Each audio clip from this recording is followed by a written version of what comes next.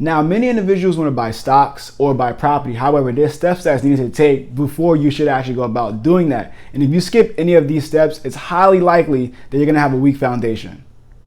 When it comes to investing, there's 3 steps you want to make sure you cover before you actually go about and invest. Step 1 is to have 740 or above credit score. Step 2 is to have 4 to 6 months worth of bills and expenses saved up. And I recommend you have 6 months, but you should have between 4 and 6 months. And step 3, which is the most important step, is to make sure you do your research on the actual field you're looking to invest in. Now, with a 740 credit score, you'll qualify for great rates, and then on top of it, you'll also be able to leverage that score. With a low score, you're likely to have higher interest rates than you normally should have. With high interest rates, it'll take you a longer amount of time to pay back that debit that you're currently in to get that rate. So if you don't have that score yet, I recommend you review your credit report and see exactly what's affecting your score. Once you have that info, you want to take the necessary steps that's needed for you to increase your score. Now with credit, guys, there is no such thing as a one-size-fits-all, meaning that everyone's credit is not the same. Something that may take 3 weeks for you may take 6 months or even more for someone else. So you want to make sure that you're also being patient and know it's not going to happen like this. Now, I do have my own credit course in which I go over in straight detail and step by step on how you can not only fix your score, increase your credit, as well as leverage your credit to build wealth. If you guys are interested in that, I'll put the link in the description below.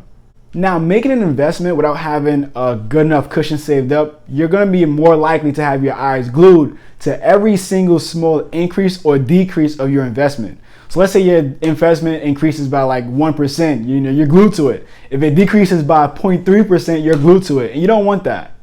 Now, this happens mainly because people invest with money that they truly cannot afford to lose. So you have a safe foundation of your cushion saved up. Again, as I said, I recommend 4 to 6 months. You're not going to worry about your investment going down 0.3% or if it goes up 1%. Without panicking, you can focus less on that and focus more on other things.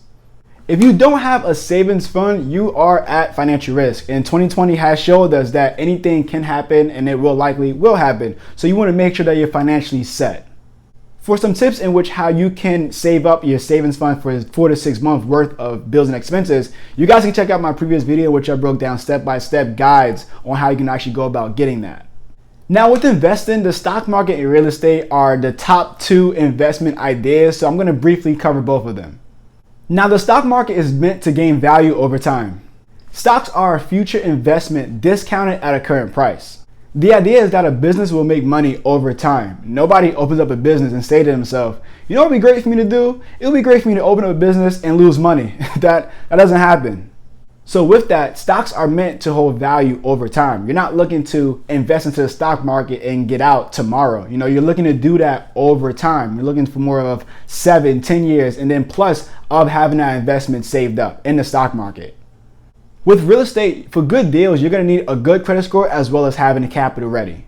Now, without that, you'll have a high interest rates. And then again, guys, you're going to be risking a financial panic, mainly because of the fact that you don't have enough savings cushion for you to have that investment or to make that purchase.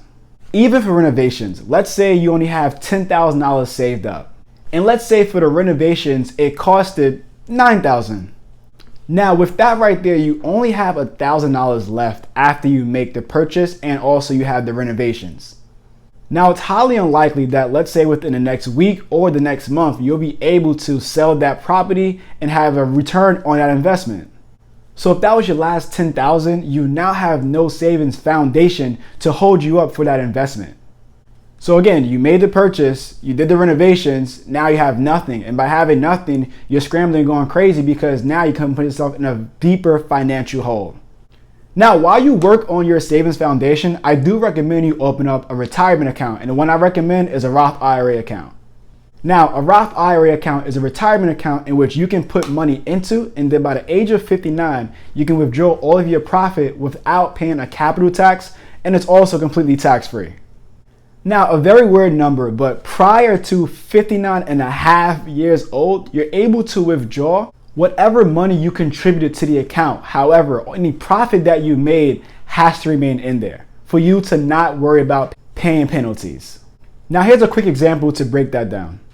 Let's say you deposited $5,000 into your account and it grows to $7,000. You can withdraw that $5,000, but that $2,000 that it grew, it has to remain in there. Otherwise, you'll be paying penalties plus 10% on the fees. And those penalties is taxes, so we want to avoid that. Now, the great part about a Roth IRA is that you can contribute as low as, let's say $30 a month towards your account.